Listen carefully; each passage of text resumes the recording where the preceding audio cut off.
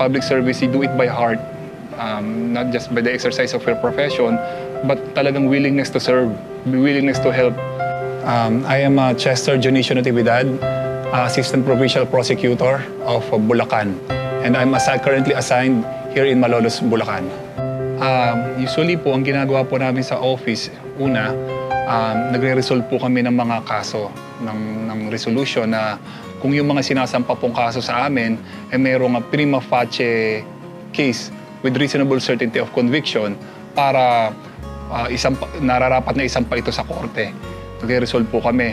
And yun po yung regular filing po yun. And then naka-duty rin po kami sa pag-inquest proceedings. Nire-resolve din po namin yung mga kaso na caught in the act.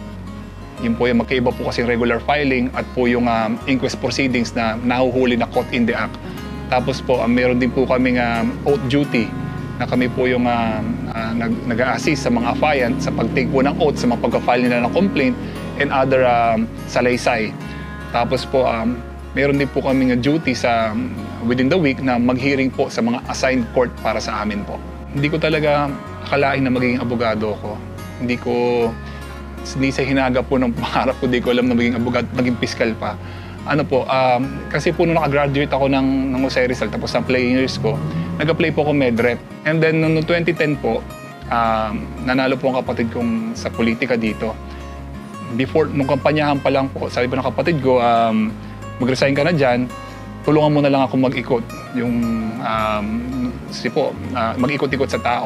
Nung nanalo po, sabi ko sa kanya, anong gagawin ko? Wala naman akong trabaho. Sabi niya sa akin, mag-aaral ka na lang dito po sa Bulacan State University. Inikot po niya ako doon na nakasasakyan kami. Sabi ko, kaya ko ba to? Kasi wala naman akong gagawin po eh. Sabi niya, sige, try natin kung ano po.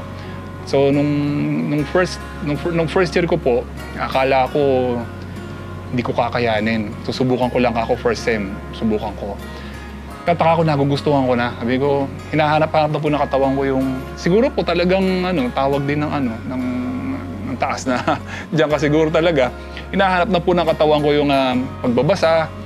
And sabi ko, natapos yung first sem, nakapasa ako sa lahat ng subject. Sabi ko, kaya ko pala. Nung fourth year review na, mas lalong mahirap. So sabi ko, nandito na lang din naman ako eh. Wala, tuloy ko na.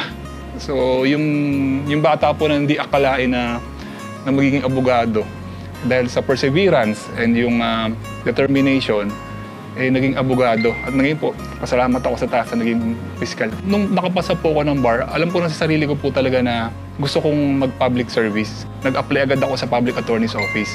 Naghintay po ako ng almost a year just to wait for the vacancy sa Malolos po. Hintay ko po talaga, kinukulit ko talaga yung region. Sabi ko, sir, may bakante na ba? Kinukulit ko po sila. Hindi ako, madalang po mag-private practice kasi gusto ko talaga mapasok sa PAW.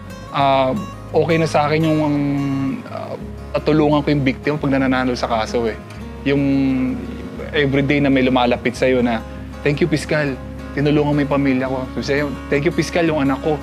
Natulungan mo. Okay na po kung makareceive ako ng text paglabas mo sa hearing. Yun yung mga unforgettable moments na hindi mo makakalimutan kasi alam mo galing sa puso ng mga tao na yun na walang-wala, natulungan mo, naipanalo mo yung kaso, alam mo ginawa ng masama.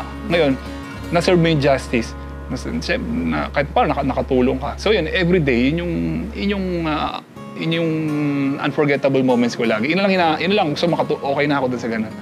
Kung pipilitin mo po sarili mo na pumunta sa isang landas, halimbawa politics, ayaw mo naman, parang niloloko mo sarili mo, di ba? So dito po sa piskalya, mahal ko naman yung trabaho ko, and nagugustuhan ko naman, okay naman, bakit pa ako pupunta sa politics kung gano'n din naman pong serbisyo ang naibibigay ko sa tao, kung serbisyo lang din naman po ang hangad ko kung magpa-politics.